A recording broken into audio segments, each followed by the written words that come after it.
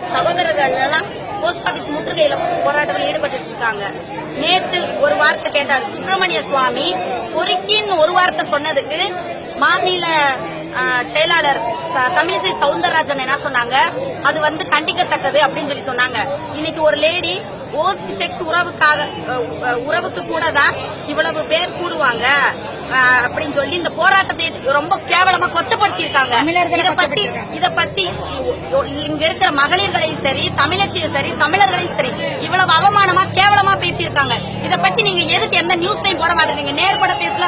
அரசியல்வாதி டிஎம்கே அப்படி செஞ்சாங்க, ஏடிஎம்கே இப்படி செஞ்சாங்க, பிஜேபி அப்படி செஞ்சிச்சு, காங்கிரஸ் இப்படி செஞ்சிச்சு, கட்சியை மட்டும் பத்தி பேசுறீங்கல்ல. தமிழர்களையும் தமிழச்சியும் பத்தி இவ்வளவு கேவலமா பேசின ராதாராஜனை பத்தி யாரும் ஏன் இன்னும் பேசாம இருக்கீங்க? ஓசி செக்ஸ் கூட தான் இவ்வளவு பேர் வருவாங்க. ஜல்லிக்கட்டு போராட்டத்தை கொச்சைப்படுத்திய பீட்டா ஆர்வலர் ராதாராஜனை உடனே அரெஸ்ட் பண்ணணும், உடனே அரெஸ்ட் பண்ணணும். இது எதுக்கு பேசணும்?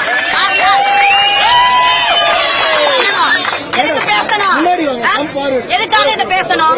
ஒரு பொறுக்கின்னு சொன்னதுக்கு பிஜேபி முன்னாடி வந்துட்டு அவங்க பேசுனது கண்டனம் தெரிவிச்சாங்கல்ல. அப்ப ஓசி செக்ஸ் உறவுக்காகவே கூட்டம் கூடும். தமிழ்நாடு வேணும்னு சொல்லி 25,000 பேர் வர்றீங்க. ஓசி செக்ஸ் உறவுனா 50,000 பேர் வருவாங்கன்னு சொல்லி எதுக்கு சொல்றாங்க? அவ யாரு? இந்திய நாட்டு குடிமகளா? ஆதார் அடையாள அட்டையும் ஓட்டு ஐடியாவும் அவ கொடுத்துட்டு நாட்டை விட்டு ஓட சொல்லு. அவ இருக்க கூடாது இந்த நாட்டுல.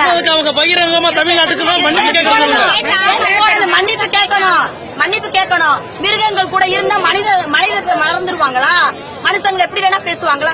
மிருகத்து கூட பழகி மிருகமா மாறிட்டாங்களா அவங்க? இல்ல கேட்க யாரும் இல்லையா? நியூஸ் சேனல் எல்லாரும் இதை எடுங்க. இன்னைக்கு நைட்டு புதிய தலைமுறையில நேர்பட பேச்சுல வரணும். நியூஸ் 7 சேனல் எல்லாத்தையும் நல்லா லைவ் பண்ணிட்டு இருந்தாங்க.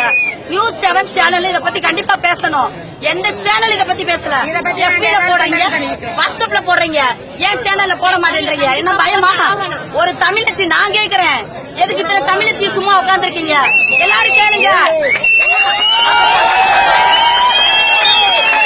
அப்ப தமிழச்சினா செக்ஸுக்காக என்ன வேணாலும் செய்வாங்களா? இதை எதுக்கு பேசணும்? அவன் ஒன்னு ஓட்டு ஐடி ஆதார் அட்டையும் கொடுத்துட்டு அவ ஓடிடணும். நாங்க பீட்டாவே வேணாம் சொல்லிட்டு இருக்கோம். பீட்டா ஆர்வலர் இவ்வளவு பெரிய வார்த்தை சொல்லியிருக்கா. இதுக்கு அரசாங்கம் தமிழ்நாடு அரசாங்கம் பதில் சொல்லணும். சசிகலா அம்மா பதில் சொல்லணும். ஓபிஎஸ் பதில் சொல்லணும். அவங்களை எங்களை மன்னிப்பு கேட்க சொல்லணும்.